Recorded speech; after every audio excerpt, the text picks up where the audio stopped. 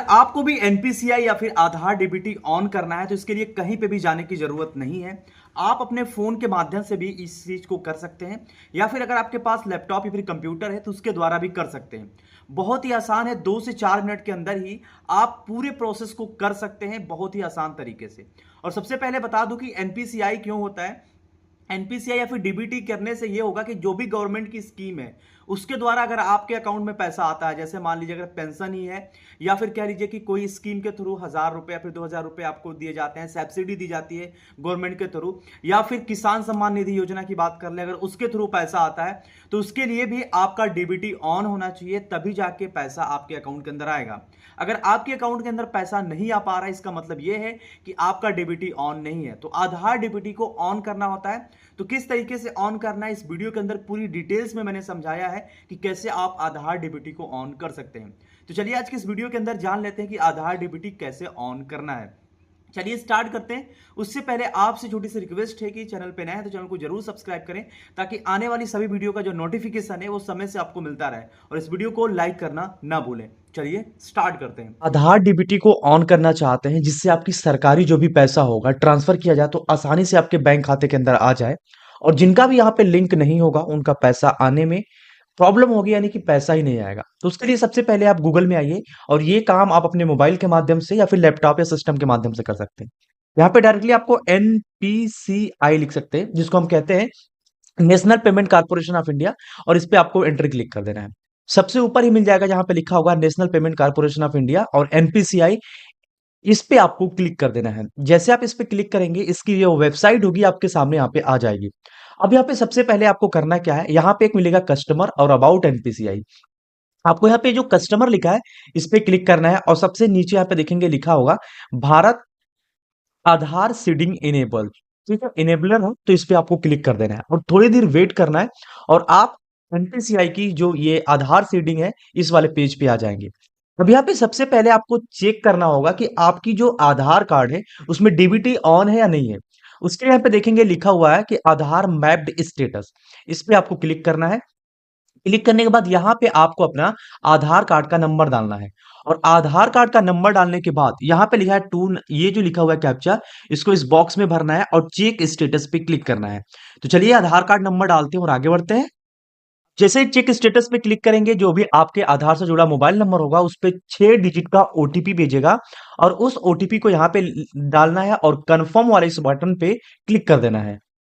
जैसे इस पे आप क्लिक करेंगे देख सकते हैं मैपिंग स्टेटस यहाँ पे इनेबल्ड फॉर डीबीटी लिखा हुआ है, यानी कि इसमें मेरा पहले से ही डीबीटी ऑन है। और जो बैंक का नाम होगा यहाँ पे बैंक का नाम भी लिखा रहेगा, और मैंडेट फ्लैग में आपको वाई टाइप होगा, इसका मतलब यस है। और मैंडेट की डेट यहाँ पे लिखी होगी कब ये मैंडेट किया गया था। ठीक है, ये सारी चीजें हैं। अगर आपका मैंडेट नहीं होगा यानी कि एनपीसीआई या फिर डीबीटी लिंक नहीं होगा तो यहाँ पे डिसेबल लिखेगा, और उसको आपको इनेबल करने के लिए यही ऑप्शन सेम रहेगा। उसमें आप सबसे ऊपर लिखेगा आधार सीडिंग एंड डी सीडिंग, इस पे आप क्लिक करिएगा और कंफर्म पे क्लिक कर दीजिए। जैसे आप कंफर्म पे क्लिक करेंगे सबसे पहले यहाँ पे आपको अपना आधार कार्ड का नंबर यहाँ पे डालना है। आधार कार्ड का नंबर डालने के बाद रिक्वेस्ट फॉर आधार लिखा हुआ है, और इसी के अंदर लिखा है सीडिंग और डी सीडिंग। कहने का मतलब है कि अगर आप फर्स्ट टाइम इसके अंदर अगर इनेबल नहीं होगा तो उसके लिए सीडिंग पे क्लिक करेंगे और यहाँ पे फ्रेश सीडिंग पे क्लिक करेंगे।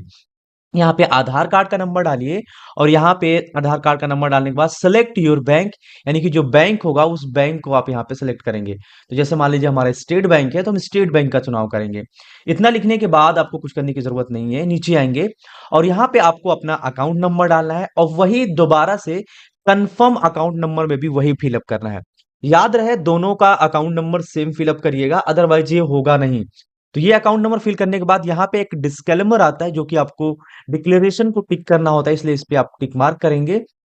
और जैसे आप नीचे आएंगे और यहाँ पे एक ऑप्शन आ जाएगा जिसमें बोलेगा कि इस कैप्चा को इस वाले बॉक्स में भर दीजिए, यानी कि जो लिखा है वही चीज इसके अंदर भरिए, और नीचे जो सबमिट का ऑप्शन आ रहा है सबमिट पे क्लिक करिए। जैसे आप इस पे क्लिक करेंगे टर्म एंड कंडीशन आ जाएगा, आपको थोड़ा सा स्क्रॉल डाउन करके नीचे आना है, और नीचे आने के बाद एग्री कर देना है इस कंडीशन को एग्री करने के बाद आप दोबारा से आपके उसी मोबाइल नंबर पर ओटीपी भेजा जाएगा जो आपके आधार कार्ड से लिंक होगा। उस ओटीपी को यहाँ पे भरना है और कंफर्म वाली इस बटन पे क्लिक कर देना है, और उसके बाद थोड़ी देर आपको वेट करना है और ये तुरंत ही आपके अकाउंट से लिंक हो जाएगा। देख सकते हैं ये currently state bank of India से पूरी तरीके से लिंक्ड है। बस आपको कंफर्म पे एक बार क्लिक कर देना है और जैसे आप इस पे क्लिक कर देंगे आपकी डीबीटी पूरी तरीके से ऑलरेडी मैप्ड यहाँ पे दिखा देगा। बस अब आपको कुछ भी करने की जरूरत नहीं है, आपका यहाँ पे पूरी तरीके से जो डीबीटी वो लिंक हो जाएगा।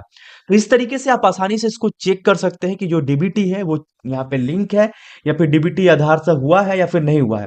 और इसको करने से ये होगा कि आपका जो भी गवर्नमेंट के द्वारा पैसा आता है, चाहे कोई भी सरकारी पैसा आता है, वो डीबीटी के थ्रू ही आता है।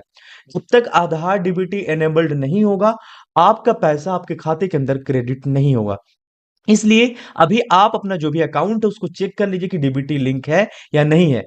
अगर गवर्नमेंट का पैसा आपके अकाउंट के अंदर नहीं आ रहा है, इसका मतलब कि डीबीटी लिंक नहीं है या फिर कभी-कभी डीबीटी अनलिंक भी हो जाता है।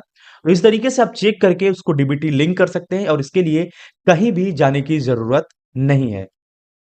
तो इस तरीके से आप आसानी से आधार डीबीटी को ऑन कर सकते हैं, जो कि एनपीसी है यानी कि national payment corporation of India की वेबसाइट से इजीली हो जाता है। और इसके लिए आपको कहीं भी बैंक जाने की जरूरत नहीं है, न ही किसी प्रकार की सीएससी सेंटर पे। आप इजीली जिस फोन से आप इस वीडियो को देख रहे हो उस फोन के माध्यम से भी कर सकते हैं।